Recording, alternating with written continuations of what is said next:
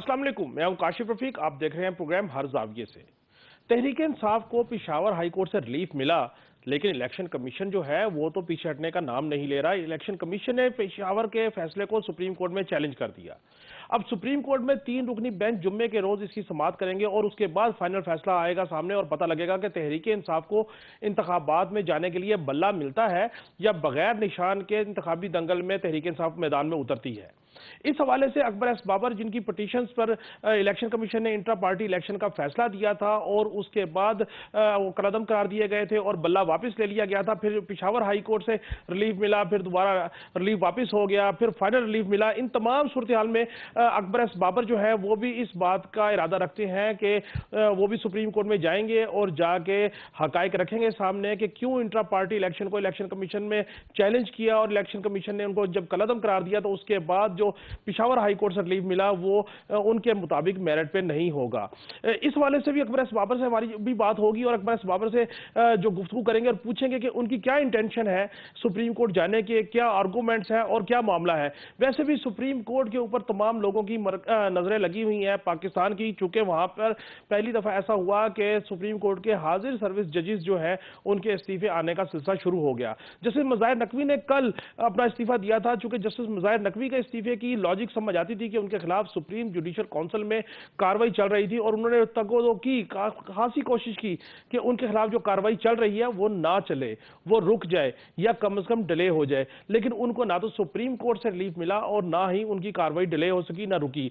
हुआ यह कि फिर उसके बाद इजाजुल एहसन साहब ने भी एक खत लिखा 2 रोज पहले और उन्होंने लिखा कि सुप्रीम जुडिशल काउंसिल की कार्रवाई जल्दबाजी का शिकार है, जल्दबाजी में चल रही है और अपने ही जज कॉलीग के सामने अगर किसी का एहतसाब करना मकसूद है या कार्रवाई करना मकसूद है तो उस पर निहायत गौर फिक्र करना चाहिए। लेकिन लगता यह है कि सुप्रीम जुडिशल काउंसिल की जो कार्रवाई है वो गौर खौस नहीं कर रही, जिस पर उन्हें एतराज था। और आज जो सुप्रीम जुडिशल काउंसिल का इजलास हुआ उसमें जस्टिस इजाजुल एहसन शरीक नहीं हुए। Justice Mansoor Ali Shah supreme judicial council के इजलास में शरीक हुए, जिसमें यह बताया गया अटॉर्नी जनरल की जानिब से कि जस्टिस मज़ाहिर नकवी मुस्ताफी हो चुके हैं।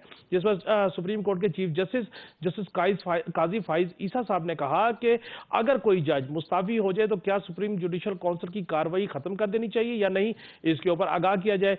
बहरहाल तमाम आर्गूमेंट देखने के बाद यह तय किया गया कि सुप्रीम जुडिशल काउंसिल की कार्रवाई चलेगी और उसको देखते हुए नोटिस जारी कर दिए गए जस्टिस मज़ाहिर नकवी साहब को और ख्वाजा हारिस जो उनके वकील है उनको। और चीफ जस्टिस साहब ने कहा कि ऐसा तो नहीं कि अगर कार्रवाई हो रही हो और अगर कोई दोस्त कह दे कि उनको जो है मुअत्तल किया जा रहा है या उनका केस स्टैब्लिश हो गया है और जज साहब को जो है वो घर भेजा जा रहा है तो वो जज जो है वो इस्तीफा दे दे तो फिर निज़ाम के ऊपर उंगली उठेगी। निज़ाम को ठीक करना है, अदलिया में जो सर्जरी है उसको करना है ताकि अदलिया के ऊपर लोगों का एतमाद बहाल हो। इस तराजुर में ये जो थॉट थी उसके लिए जस्टिस मज़ाहिर नकवी को जो है वो नोटिस जारी किया गया। आज शाम जस्टिस इजाजुल एहसन का इस्तीफा सामने आ गया। मैं आपको बताता चलूं कि जस्टिस इजाजुल एहसन जो है वो अपकमिंग चीफ जस्टिस थे, यानी कि उन्होंने अपकमिंग चीफ जस्टिस बनना था।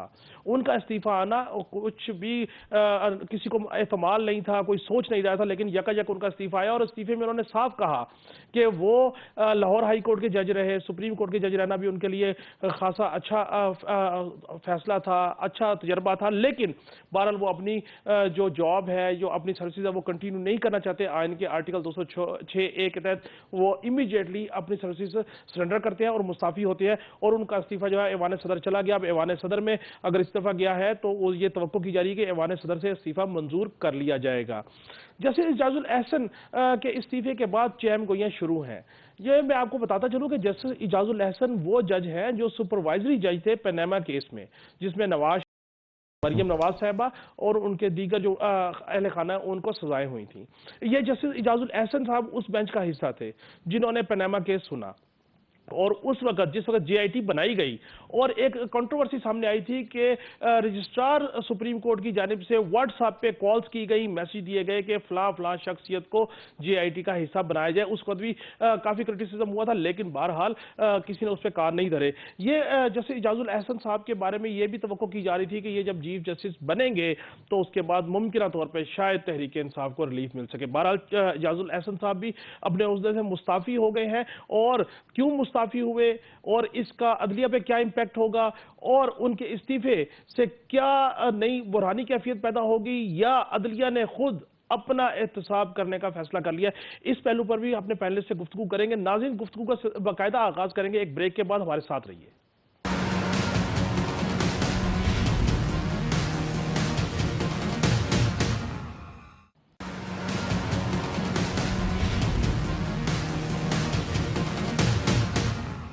Welcome back. नाज़रीन, प्रोग्राम में हमारे साथ तहरीक इंसाफ के बानी रहनुमा अकबर एस बाबर होंगे, उनसे गुफ्तगू करेंगे।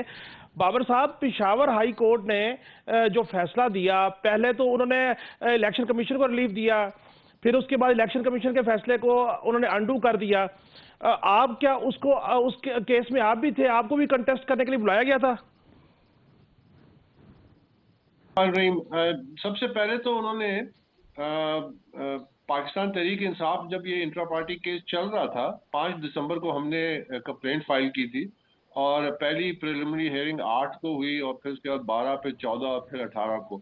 उस दौरान पाकिस्तान तहरीक इंसाफ ने इसी पेशावर हाई कोर्ट के डबल बेंच से ये सदा की कि इलेक्शन कमीशन को रोका जाए कि वो अपने फैसले ना सुनाए इस केस में। तो 21 दिसंबर तक ये रोक दिया गया और फिर उसके बाद ये पीटीआई ने कहा कि नहीं, आप फौरन इनको कहेंगे, फौरन उनको हुक्म दे कि ये फैसला सुनाए। तो फिर पेशावर हाई कोर्ट के डबल बेंच ने 24 घंटे का नोटिस दिया इलेक्शन कमीशन को कि आप फैसला सुनाए। तो उसके बाद 22 दिसंबर को उन्होंने फैसला सुनाया।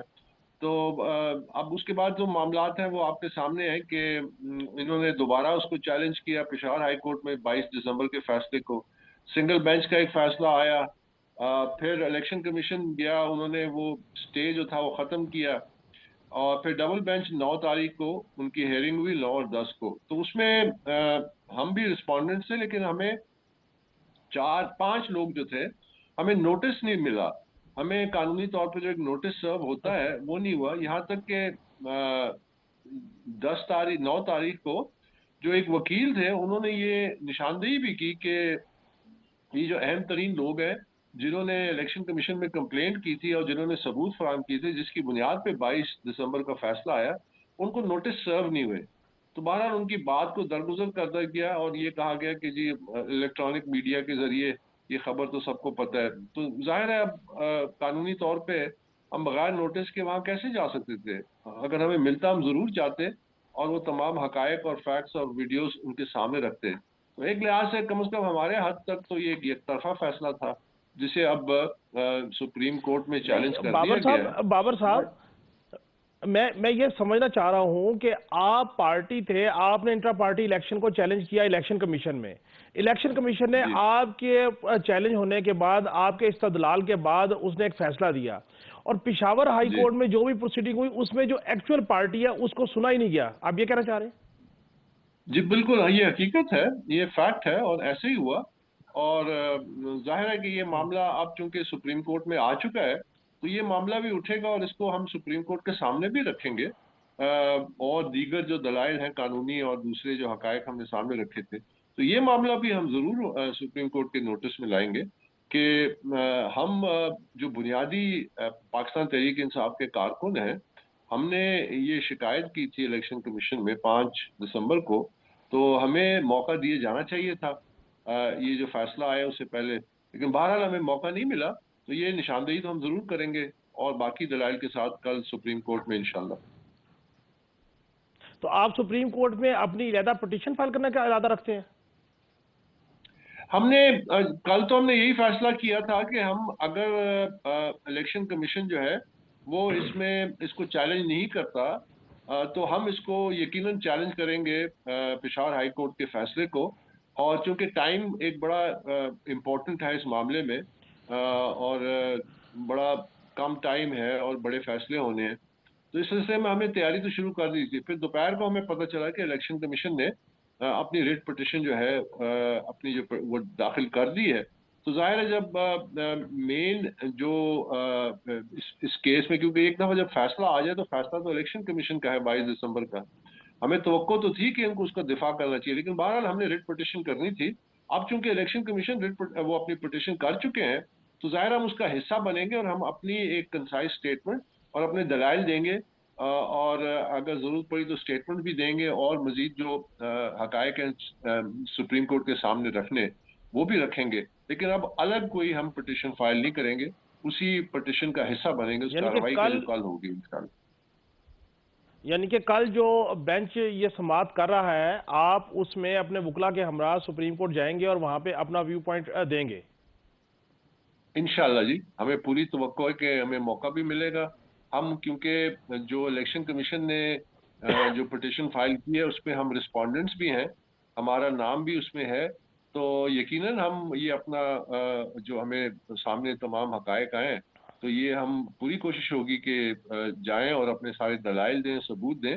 और हमारा देखिए, एक तो कानूनी पहलू है कि इलेक्शन एक्ट की खिलाफ वर्जी हुई, आइन की खिलाफ वर्जी हुई, डिसएनफ्रेंचाइज किया गया हमें। हम तो खुद उसके आई विटनेस है, क्योंकि हम पाकिस्तान तहरीक इंसाफ के दफ्तर भी गए 1 दिसंबर को। तो हमारी तो बड़ी सिंपल सी प्ली थी कि हमें इस इंटर पार्टी इलेक्शन में हिस्सा लेना दिया जाए।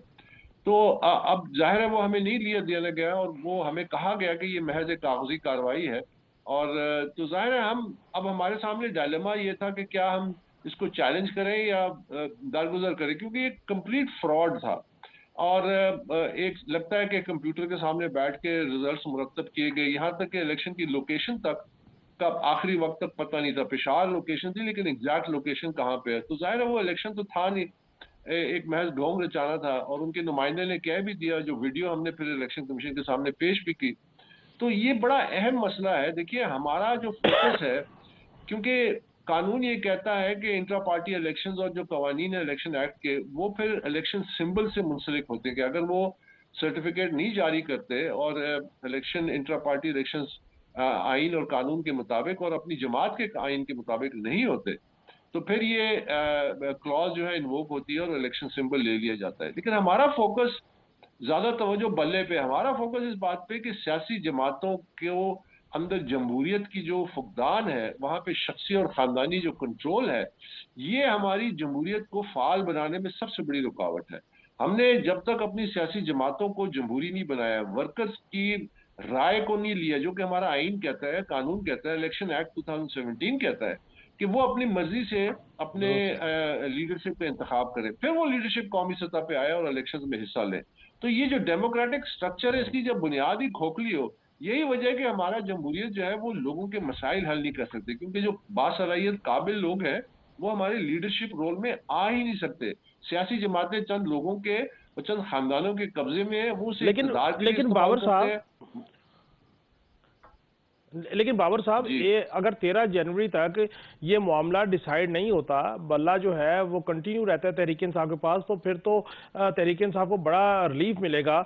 और अगर सुप्रीम कोर्ट कल इस मामले पे कोई फैसला देता है और बल्ला तहरीक इंसाफ के पास नहीं होता, तो तहरीक इंसाफ को खासी परेशानी का सामना होगा। दोनों सूरतों में आप क्या प्रोडिक्ट कर रहे हैं? इनकी तहरीक इंसाफ की देखिए पॉलिटिकल स्ट्रेटजी को क्या मैं प्रोडिक्ट कर रहे हैं? काशिम, मैं हमेशा से थोड़ा सा इस मामले में वो करता हूँ, केयरफुल हूँ। हाँ, कि मैं अदालती कार्रवाई के बारे में कोई पेशन गोई कर सकूं। मेरा ख्याल में बेहतर यही है कि हम कल तक इंतजार करें। हमारा फर्ज है कि हम वो तमाम नहीं, लेकिन हकायक लेकिन और कानूनी लेकिन शवाहिद लेकिन जो है। बाबर साहब, नहीं बाबर साहब, आपने एक ट्वीट भी किया था कि बस स्टे तैयार है, ऑर्डर का इंतजार है। तो फिर पिशावर में हाई कोर्ट से हुआ तो वैसा ही ना? आप सही कह रहे हैं। बड़ा अनफॉर्चुनेट है, देखिए कि जिस तरह पेशावर हाई कोर्ट ने, मैं ये जरूर कहूंगा कि इलेक्शन कमीशन ऑफ पाकिस्तान एक आईनी इदारा है, उसको मजबूत करने की जरूरत है। उसको मजबूत करने का एक तरीका ये भी है कि आप उसकी जो आईनी इख्तियारात हैं उसको बेजा चैलेंज ना करें, उसमें बेजा मुदाखलत ना करें। और हमारे हमसाया मुल्क में यही है कि सिवाय शायद सुप्रीम कोर्ट के, बाकी अदालतों के पास ये इख्तियार ही नहीं है कि वो इलेक्ट्रल मामलों में उनके इलेक्शन कमीशन के जो फैसले हैं उनको चैलेंज कर सकें। तो ये बड़ा जरूरी है हमारे मुल्क में भी कि हमारी, अब देखिए ना, जब पीटीआई पहले गई इंटर पार्टी के खिलाफ, तो उन्होंने इस्तदा की थी जी आप फैसला ना करें, फैसले से रोकें। भाई, आप कैसे किसी आईनी इदारे को फैसले से रोकते हैं?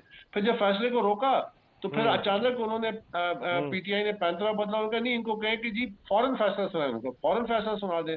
फिर सिंगल बेंच में जब वो फैसला आया 22 लेकिन दिसंबर लेकिन का, वो बाबर साहब, चैलेंज हो गया।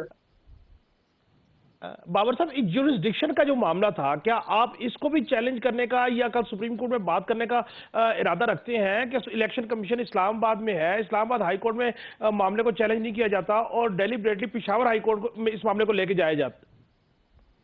देखिए, ये बड़ा अनफॉर्चुनेट है क्योंकि फॉरेन फंडिंग में 8 साल मैंने जो केस लड़ा उस दौरान तकरीबन 13 रेट पटिशंस हुई।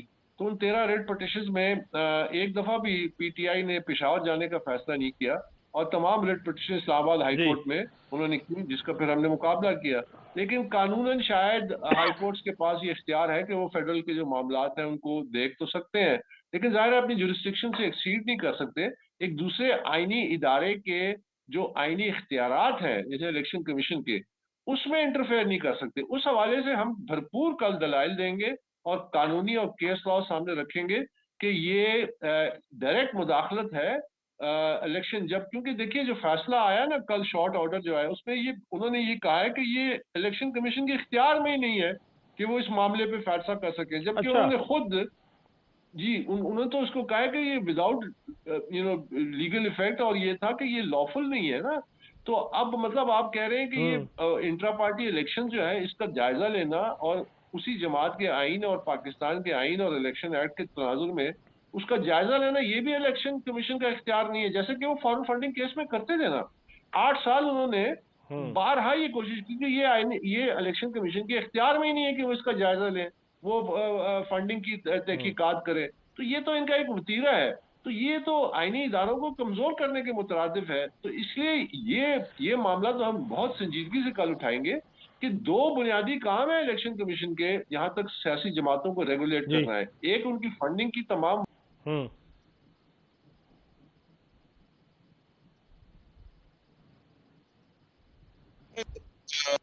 इंट्रा पार्टी, ये आपने ये तो उनका बुनियादी एक रोल है एज ए रेगुलेटर कि अगर देखिए ना, वरना तो ठीक फिर है। अगर आपने इलेक्शन कमीशन को एक डाकखाना बनाना है तो ये बड़ा महंगा डाकखाना है। यहाँ जी। पे करोड़ों रुपए आवाम के टैक्स पेयर्स का पैसा लगता है, तनख्वाहें हैं, ये सब कुछ, इसकी क्या जरूरत है? उसमें ताला लगा दें। आप कहें जी हर सियासी जमात जिसकी है उसकी बादशाहत है, जो मर्जी करे। नाज़रीन, हमारे साथ रहिए, गुफ्तगू का सिलसिला जारी है, मिलते हैं ब्रेक के बाद।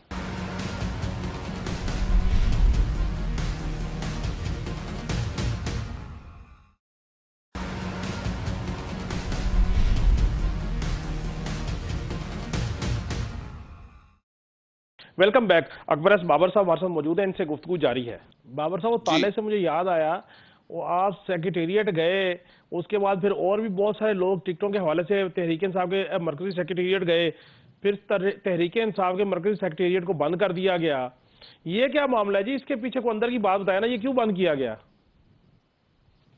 अच्छा, देखिए बात ये कि क्योंकि वर्कर आने शुरू हो गए थे और एहतजाज शुरू हो गए थे, और इसी की तो मैं निशानदेही कर रहा था कि ये वर्कर्स के बुनियादी आईनी हक पे डाका डाला गया है।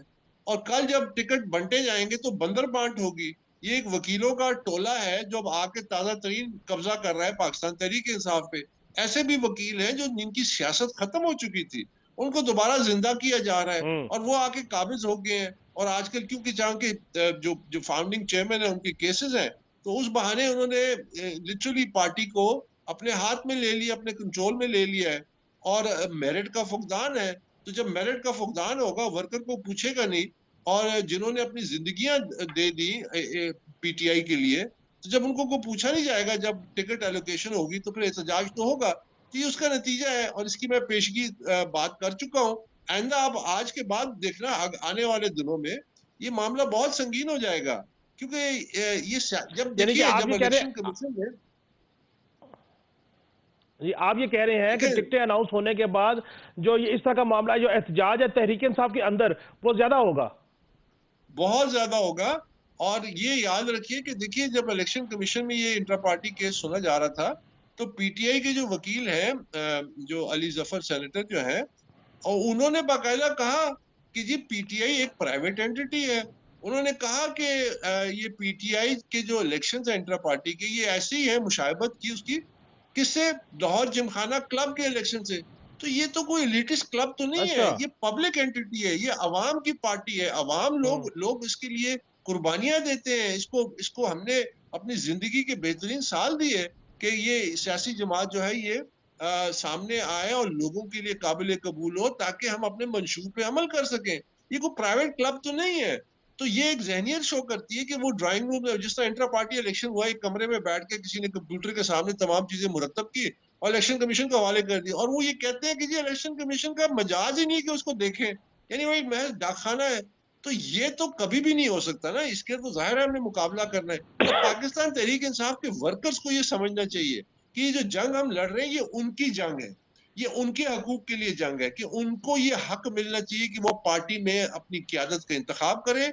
पार्टी के जो टिकट है उसको जो तकसीम होती है उसमें उनका अहम किरदार होना चाहिए। और ये सारी जो एस्टेब्लिश अच्छा, डेमोक्रेसीज बाबर है साहब, बरतानी। जी। देखिए ये शाइबा भी जाता है कि बल्ला अगर नहीं होगा और तहरीक इंसाफ के लोग आज़ाद हैसियत से इलेक्शन लड़ेंगे तो उसका अल्टीमेटली फ़ायदा नून लीग को, पीपल्स पार्टी को, एमक्यूएम को, दीगर जमातों को होगा, वोट बैंक स्प्लिट करेगा। एक ये भी राय है कि ये सारी एफर्ट इसलिए की जा रही है कि बल्ला जो है वो तहरीक इंसाफ से लिया जाए, और उसके लिए जो अकबर एस बाबर साहब सारी एफर्ट कर रहे हैं। इसमें कितनी सदाकत है?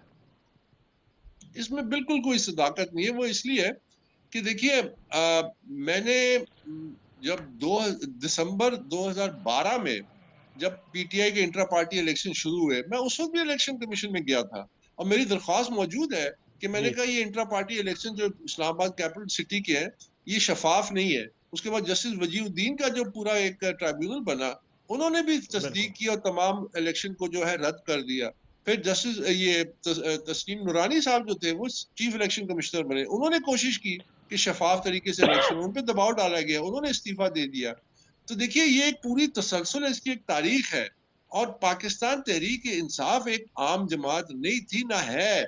इसको एक बड़े मकसद के लिए बनाया गया। इसके अंदर एक स्पिरिट थी कि ये एक रेवोल्यूशनरी पार्टी होगी, अपने रोल मॉडल बनेगी, अपने आप को इदारा बनाएगी, उसमें बादशाहत नहीं होगी, उसमें डेमोक्रेसी होगी, उसमें वर्कर्स की इज्जत होगी, उनके उनकी राय शामिल होगी इसको फैसलों में। और इस पार्टी में ओहदे जब मिलते हैं लोगों को, उसमें तमाम चीजों अमल में नीचे से लेके ऊपर तक, जैसा कि एस्टैब्लिश डेमोक्रेसी में होता है। अब आप अंदाजा लगाइए कि यही वकील जो ये अब मुझ पे जो ये सवालात उठाते हैं कि फायदा किसको होगा। फायदा देखिए, इसमें कोई शक नहीं है कि अगर ये इलेक्शन सिंबल इनसे लिया जाता है तो नुकसान तो होगा पीटीआई का, इसमें तो कोई शक नहीं है। लेकिन इसका जिम्मेदार कौन है? ये चाहते हैं कि हम एक ढोंग, एक हम्म। नाटक, एक फ्रॉड को इसलिए तस्लीम करें कि जी इसकी वजह से ये नुकसान होने जा रहा है। हम तो कहते हैं कि भाई आप रोल मॉडल बने और ये कानून तमाम जमातों पे लागू करें। मैंने लिख के दिया इलेक्शन कमीशन में कि तमाम जमातों को इंट्रा पार्टी इलेक्शन का रिगरस तरीके से उसकी स्क्रूटनी होनी चाहिए और ये कवानीन लागू करने चाहिए, क्योंकि ये जब तक खानदानों और शख्सियात के कब्जे से सियासी जमातें आजाद नहीं होंगी, पाकिस्तान की सियासत जो है इनके हाथ में कैद रहेगी और ये हम लोग जो है अच्छा, इन्हीं मसाइल में फंसे रहेंगे। बाबर साहब, सियासी मंजरनामा अगर उस पर बात करें तो क्या देख रहे हैं कि तहरीक इंसाफ अगर बल्ले के साथ मैदान में उतरती है तो किस हद तक कामयाबी समेट सकती है, और अगर बल्ले के बगैर उतरती है तो किस हद तक कामयाबी समेट सकती है? आपकी कोई कोई ना कोई कैलकुलेशन तो होगी। देखिए, अभी अभी तो ये मामलात बहुत जल्दी तब्दील होने जा रहे हैं और जाहिर है इलेक्शन का अपना एक कैंपेन होती है, एक मोमेंटम होता है। और जिस डगर तक ये पाकिस्तान तहरीक इंसाफ को ले, पहले जो क्यादत थी जिसकी मैंने निशानदेही की कि ये करप्शन में इन्वॉल्व है, रियल एस्टेट माफिया है, इनमें इन्होंने पार्टी के फंड्स में खुद बुद्ध की है, मेरे तमाम इल्जाम साबित भी हो गए, उनमें से फिर भी अक्सरियत उनको तो छोड़ गई पार्टी। अब वो छोड़ गए। तो अलमिया ये हुआ कि बजाय इसके कि उससे कुछ सबक सीखते, इन्होंने एक नया टोले को कब्जा पार्टी पे कब्जा करने दे दिया, जो कि वकीलों की शक्ल में आया है। तो ये कोई बेहतरी की तरफ तो नहीं गई, एक मौका था कि आप इंट्रोस्पेक्शन करते।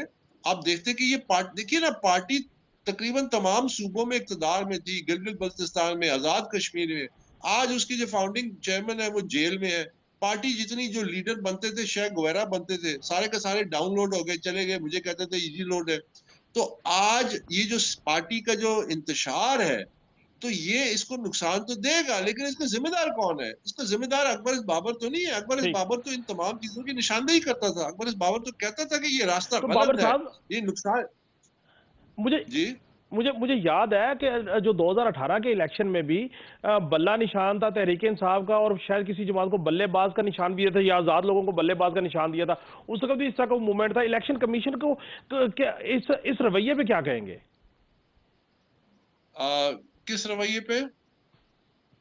कि एक बल्ले और बल्लेबाज, यानी एक निशान बल्ले का और एक बल्लेबाज का हो, तो यानी कि वो एक कंफ्यूजन क्रिएट करने के पॉइंट ऑफ व्यू से।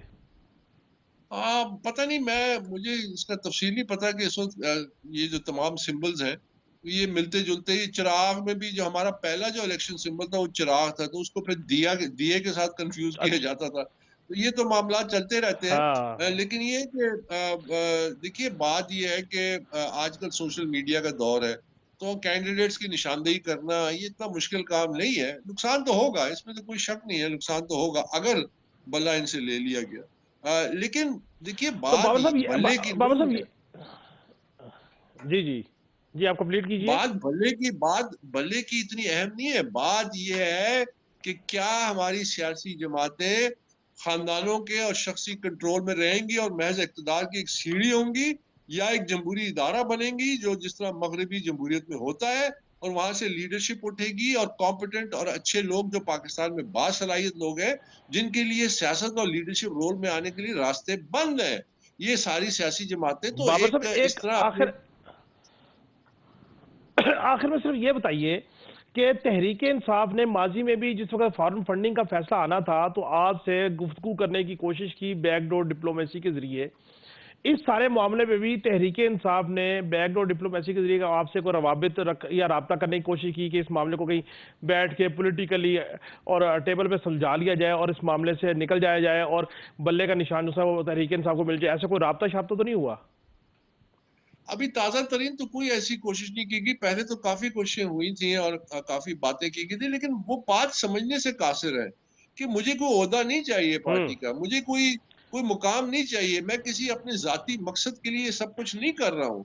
अगर तो आप उस रास्ते पे चलना चाहते हैं कि जिसके लिए हम पाकिस्तान तहरीक इंसाफ को अपने जो बुनियादी उसके जो असूल थे उस पे इसको दोबारा इसकी तजदीद नौ करें, इसका काबा किबला ठीक करें, इसको अवाम की फलाह की एक जमात बनाए, और लोगों को एक उम्मीद जो हमने दी थी 2011 में जब वो जलसा हुआ था लाहौर में, उसको हम दोबारा ताज़ा करें और ऐसे लोगों के सामने लाएं जो वाकई जब इक़्तिदार में आए तो अवाम के मसाइल हल कर सके। तो एक बड़ी संजीदा कोशिश, संजीदगी ठीक वो हो अभी गया। तक मुझे नजर नहीं आ रही। और दूसरी ठीक। बात यह है कि कुछ ऐसे लोग ठीक। भी हैं जी जी। जो मफाद परस्त हैं, जी। मफादात का तहफ़्फ़ुज़ के लिए ये शायद चाहते भी नहीं है कि ऐसा हो। ठीक ठीक ठीक। बहुत बहुत शुक्रिया अकबर एस बाबर साहब, आपने हमें टाइम दिया। नाज़रीन, प्रोग्राम में गुफ्तगू का सिलसिला जारी है, हमारे साथ रहिए। मिलते हैं ब्रेक के बाद।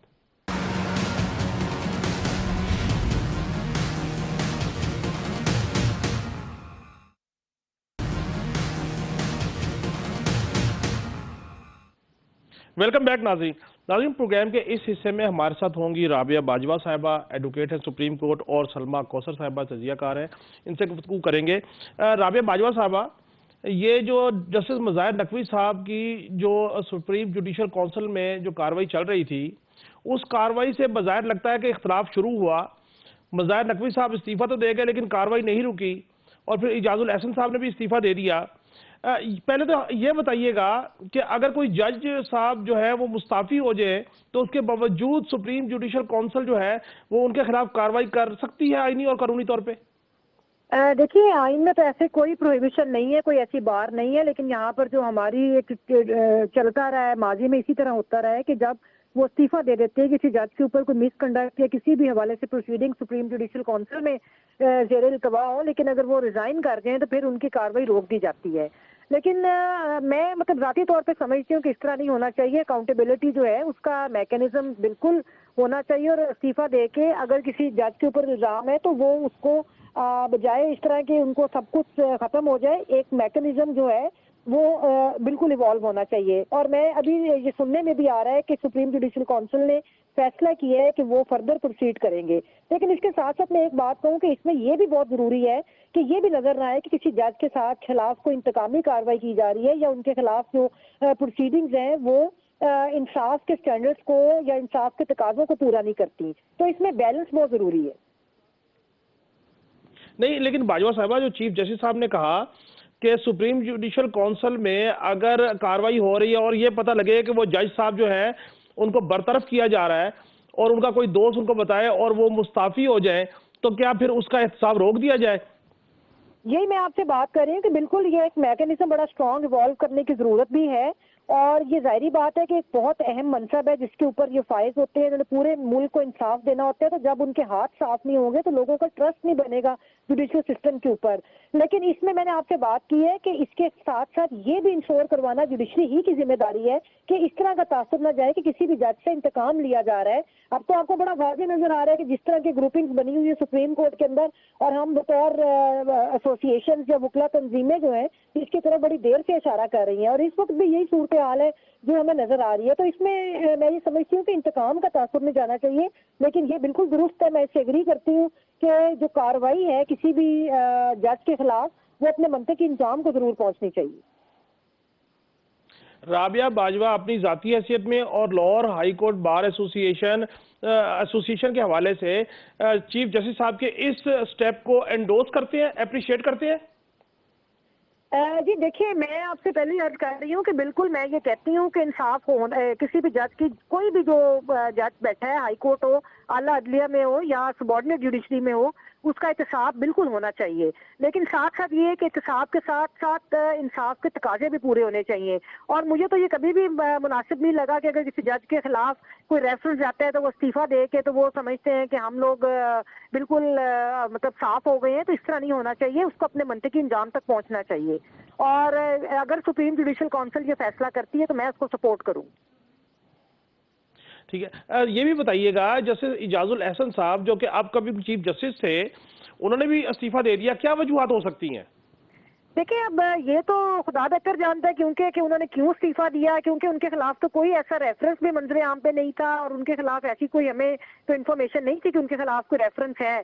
तो ये हमारे लिए भी हैरत की बायस है कि आने अपकमिंग चीफ जस्टिस थे वो पाकिस्तान के, और क्या वजूहात थे कि जिनकी बुनियाद के ऊपर उनको इस्तीफा देना पड़ा। तो मेरा ख्याल है कि ये वजूहात पब्लिक के सामने आनी चाहिए। कोई ऐसा तो नहीं कि कोई रेफरेंस की तैयारी हो रही हो लाहौर में इधर, या कहीं कोई आपकी सुनीर हो ऐसी? मुझे तो इसके बारे में कोई पर्सनल इन्फॉर्मेशन नहीं है, तो मैं इस तरह की बात नहीं कर सकती। अगर हो रही हो तो वो भी फिर ठीक। सामने आनी चाहिए बात के किस तरह है, और अगर मतलब उन्होंने क्यों इस्तीफा दिया है, उन्होंने जो वजूहात दी हैं या जो बताई है, 2-3 दिन से जो आप देख रहे थे मीडिया के थ्रू हमें इन्फॉर्मेशन आ रही थी कि उन्होंने अपने कंसर्न जी। शो किए थे कि जस्टिस मुज़ाहिर अली अकबर नकवी के खिलाफ कार्रवाई सुप्रीम जुडिशल काउंसिल बिल्कुल। जिस तरह कर रही थी तो उसके ऊपर उनकी रिजर्वेशन थी। लेकिन मेरा ख्याल है कि ये तो कोई बिल्कुल। ऐसी वजह नहीं थी कि वो इस्तीफा दे देते, क्योंकि उनके खिलाफ तो बराह रास्त कोई कार्रवाई नहीं थी। बहरहाल इन चीजों को सामने पब्लिक के सामने आना चाहिए, वरना बहुत ज्यादा तशवीश पाई जाती है बार एसोसिएशन के अंदर भी और जनरली भी पब्लिक के अंदर। ठीक हो गया। राबिया साहब आप हमारे साथ ही हैं, मैं जरा सलमा कौसर साहबा को भी ऐड करना चाह रहा हूँ। सलमा कौसर साहबा, जजेस इस्तीफे दे रहे हैं सुप्रीम कोर्ट के, क्या ऐसा गुमान हो रहा है कि अदलिया में खुद एक एहतसाब का मामला है, या शिद्दत इख्तलाफ इतना ज़्यादा है कि जो जजेस सीनियर पोस्टों पे है वो खुद मुस्ताफ़ी हो रहे हैं, और इससे क्या कोई सुप्रीम कोर्ट में कोई बहरान की कैफियत भी हो सकती है? क्या कहेंगी इस पे? काशिफ, बहरान के लिए मेरा नहीं ख्याल कि हमें किसी नई चीज का इंतजार करना चाहिए। 55,000 से ज्यादा सुप्रीम कोर्ट में केसेस ऑलरेडी पेंडिंग है और आम बंदा बेचारा उसके केसेस लगे ही रहते हैं। जजेस के अपने झगड़े और जजेस की अपनी जो ग्रुपिंग है, मुझे लगता है कि उसका नतीजा है। कौन नहीं जानता कि भी जस्टिस एजाजुल एहसन ने रिजाइन किए, उनकी और हमारे जो चीफ जस्टिस हैं काजी फाइज ईसा, उन दोनों की राय में इख्तलाफ है, दोनों का स्टांस डिफरेंट है। तो मेरा ख्याल है कि इन दोनों का एक तो साथ चलना अपेरेंटली कोई इतना आसान नहीं था, क्योंकि बहुत ज्यादा डिफरेंसेस थे। फिर जुडिशियल एक्टिविज्म का एक नया दौर हमें लगा कि चीफ जस्टिस के आने से शुरू हुआ, लेकिन उसके साथ साथ ये जो एहतसाब के मामला चले, ये भी बड़ा सरप्राइजिंग है कि 2 दिन में 2 सीनियर जजेस और फिर जस्टिस इजाजुल एहसन के लिए ज्यादा कंसर्न इसलिए लग रहा है लोगों को क्योंकि 10 माह के बाद तकरीबन वो चीफ जस्टिस बनने वाले थे शायद, और सीनियोरिटी में वो तीसरे नंबर पर है। तो ये बड़ा अनएक्सपेक्टेड था। और अभी रबिया साहिबा ने बड़ी बैलेंस्ड बात की अपने इदारे के बारे में। हालांकि मैं पहले इनकी तकारीर वगैरह देखती रही हूँ, बाकी इदारों के बारे में इतनी बैलेंस्ड बात नहीं करती। Good to hear about their on institution के उन्होंने कहा कि उनके पास इंफॉर्मेशन नहीं है, लेकिन पूरे मीडिया पे ये इंफॉर्मेशन चल रही है कि शायद जस्टिस इजाजुल एहसन के खिलाफ भी कोई रेफरेंस आने वाला था, जिसके खौफ से उन्होंने वक्त से पहले रिजाइन कर दिया ताकि देखिए मामलात ये तो मजीद ना स्पेकुलेशंस बिगड़े। है ना लेकिन इस बार देखिए सलमा, ये तो स्पेकुलेशंस हैं। जब कोई सॉलिड चीज बाहर आएगी तो तभी उस पे बात की जा सकती है, देखिए लेकिन कोई असल भी मामला चीज ये जब है तक हो नहीं जाती कि काशिफ, उसको स्पेकुलेशन ही कहेंगे। जब तक कोई चीज हो नहीं जाएगी उसको जी जी स्पेकुलेशन ही कहेंगे। किसी सहाफी के पास अगर किसी जरिए से ये खबर आती है कि कोई रेफरेंस आने वाला है, लेट सपोज कि कोई रेफरेंस नहीं आने वाला, तो जस्टिस इजाजुल एहसन क्या अपने किसी साथी के लिए अपना पूरा करियर दांव पे लगा देंगे? अगर ऐसा नहीं था तो फिर जस्टिस काजी फायज ईसा के खिलाफ भी रेफरेंस आया था, तब जस्टिस इजाजुल एहसन मुस्ताफी क्यों नहीं हुए थे? ये भी फिर अपने आप में एक सवाल है। ठीक हो गया। नहीं, ये बात अभी वैलिड है। राबिया बाजवा साहिबा, मैं भी इसी तरफ आता हूँ। ये काजी फाइज ईसा साहब ने तो इससे बहुत ज्यादा फेस किया। उन्होंने तो मुकदमात फेस किए, इंक्वायरीज फेस की, और हम सब ने रिपोर्ट किया, देखा, आपने भी देखा, लेकिन वो तो इस्तीफा नहीं दिया उन्होंने। तो ये इस स्टेज पे इस्तीफा देना, ये कुछ समझ नहीं आती। इस पे क्या कहेंगी? देखिए, पहली बात तो ये है कि मैं कोई जस्टिस इजाजुल एहसन की तर्जुमान नहीं हूँ। मैंने वो बात करनी है जो मेरी आपने बिल्कुल मेरे से पूछा, और मैं ना तो एजेंडे पे बात करती हूँ ना बिल्कुल स्पेकुलेशन बिल्कुल के ऊपर कर सकती हूँ। बिल्कुल और ये जो अभी मोहतरमा ने बिल्कुल दोस्त, फरमाया, मुझे बिल्कुल दोस्त। इनकी बात मतलब मुझे गलत लगी बिल्कुल। इनकी बात इन्होंने दुरुस्त नहीं कहा, और मुझे नहीं पता कि ये किस अदारे को रिप्रेजेंट करती है जिसके बारे में मैंने ऐसी कोई बात की जो उनको बुरी लगी। क्योंकि जो भी हम लोग बात करते हैं वो ठीक, हिस्टोरिक कॉन्टेक्स्ट में होती है। आइन और कानून के और दूसरी बात ये कि हाँ, अपनी आइन और सोच कानून समझ के मुताबिक करती हूँ। तीसरी बात ये है कि आपने जस्टिस फाइज ईसा की बिल्कुल बात ठीक है। की। जस्टिस फाइज ईसा के खिलाफ जब रेफरेंस आया था तो फिर हम उनके साथ खड़े हुए थे। हम उन लोगों में से थे जिन्होंने सबसे पहले बिल्कुल जस्टिस काजी फाइज ईसा का साथ दिया था। वो दुरुस्त प्रिंसिपल्स के ऊपर दिया था क्योंकि हम समझते थे कि एस्टेब्लिशमेंट उनके ऊपर दुरुस्त। हमलावर है, और हम उनके साथ खड़े थे। हाँ, ये हम्म, अलग बात है कि इस वक्त तो ठीक। जस्टिस फाइज ईसा है, हम ये भी समझते हैं अगर उनकी भी अकाउंटेबिलिटी आप एज ए लॉयर में करूं या as a representative of the bar करूं, तो लोगों में बेचैनी है। और उनसे जो तवक्कुआत थे, उन्होंने वो तवक्कुआत पे पूरा नहीं उतरे, क्योंकि उसकी बुनियादी वजह जो नजर आ रही अच्छा है, एक तो लोग उनके ऊपर भी एक इल्जाम लगता है कि वो उनकी बाइसनेस नजर आती है। और दूसरी बात ये है कि कई जगह पर हम महसूस करते हैं ये चीज कि उनका रवैया जो है अदालत के अंदर वो मुनासिब नहीं है सीनियर वकला के साथ भी। और दूसरा उनकी पर्सनल एक जो ग्रज है वो उसको विंडिकेशन उसकी नजर आती है कि हर तरह से वो अपनी जात के हवाले से ज्यादा चीजों को देखते हैं, जबकि हमारी उनसे बहुत और तरह की तवक्कुआत थी। फिर दूसरी बात यह है कि देखिए, बुनियादी इंसानी ठीक। हकूक के मामले में हमें उनकी सरबराही में जो सुप्रीम कोर्ट है उसने हमें बहुत मायूस किया है, क्योंकि बहुत सारे पोलिटिकल वर्कर प्रिजनर जो थे, खवातीन के, जो अब आप देखें 10 माह से वो जेल के अंदर हैं। तो उसके ऊपर सुप्रीम कोर्ट को चाहिए था कि वो खुद नोटिस लेते, क्योंकि उनकी एक बड़ी प्रोग्रेसिव अप्रोच है काजी जस्टिस फाइज ईसा की। तो लेकिन अभी तक उनकी तरफ से हमें मायूसी है। अच्छा, अब दूसरी बात यह है कि आपने अभी फरमाया कि उन्होंने मुकाबला किया था। मैं बिल्कुल इस चीज को अप्रिशिएट भी करती हूँ। मैंने और आपको बताया है कि जस्टिस फाइज ईसा के साथ हम लोग खुद खड़े हुए थे, बार एसोसिएशन उनके साथ थी। खासतौर पे जो मेरा ग्रुप है, हामिद खान साहब की सरबराही में प्रोफेशनल ग्रुप, वो उन्होंने मतलब हालांकि उनका उस वक्त जो जस्टिस फाइज ईसा थे, पीटीआई की गवर्नमेंट ने उनके खिलाफ रेफरेंस भेजा था, लेकिन हम लोगों ने उनका साथ दिया इस्टेब्लिशमेंट के खिलाफ। लेकिन दूसरी बात यह है कि जो आज के हालात हैं, आमर सिर्फ वो नहीं होता जो माजी में होता है। आमर तो वो होते आमराना रवैये हैं जो इस वक्त नजर आ रहे हैं। हम समझते हैं कि सुप्रीम कोर्ट को उन आमराना रवैयों और उन गैर जमहूरी कुव्वतों के हाथ रोकने के लिए भी अपना किरदार अदा करना चाहिए। और जो जमहूरियत की अगर हम बात करें तो हमें अवामी जमहूरियत चाहिए। हम किसी भी सरमायादाराना जमहूरियत की को नहीं चाहते, ना पाकिस्तान की अवाम ऐसा चाहती है। तो इसलिए आप देखें जो भी सुप्रीम कोर्ट में हो रहा है, और जो ग्रुपिंग के हवाले से बात हुई, वो तो मतलब नजर भी आ रही है, और सूरत हाल बहुत अफसोसनाक है। तो और इसके साथ साथ मैं एक बात जरूर बाजवा करूंगी, साहब, ये नहीं है कि जो जजेस जी जी अभी तक जिनके इस्तीफे नहीं आए, कोई बहुत उनको कॉम या लीगल फ्रेटर्निटी उनको आइडियलाइज करती है, ऐसी सिचुएशन हरगिज नहीं है। अब आगे देखेंगे क्या बनता है, अभी हम कुछ नहीं जानते। अच्छा, अब बाजवा साहब ये बताइए कि स्पीडी ट्रायल के लिए बड़े जो बेंचेस हैं वो तश्कील दिए काजी फाइजा साहब ने, और हमने देखा कि वो अंत तक मेहनत भी कर रहे हैं। उसका trickle down effect high courts के लेवल पे एटलीस्ट आप देख रही हैं? देखिए, हाई कोर्ट में सूरत भी बहुत अफसोसनाक है। आज Lahore high court bar association के अंदर लाहौर बार और पंजाब बार काउंसिल के हमारे तमाम मुश्तरका इजलास हुए रिप्रेजेंटेटिव बॉडीज का, और उसमें chief justice Lahore high court के उन्होंने कभी रिसेंटली एक एडमिनिस्ट्रेटिव ऑर्डर की है जिसके तहत लाहौर को मुख्तलिफ तहसीलों में डिवाइड किया है, जिसकी वजह से पब्लिक को भी और वकला को भी बहुत सारे मसाइल का सामना होगा। तो उसके हवाले से हमने उस नोटिफिकेशन के खिलाफ अपने मुतालबात जो है वो रखे हैं और हम बहुत मायूस है लाहौर हाई कोर्ट के चीफ जस्टिस जो हैं उनसे भी और उनकी जो एडमिनिस्ट्रेशन है उससे भी।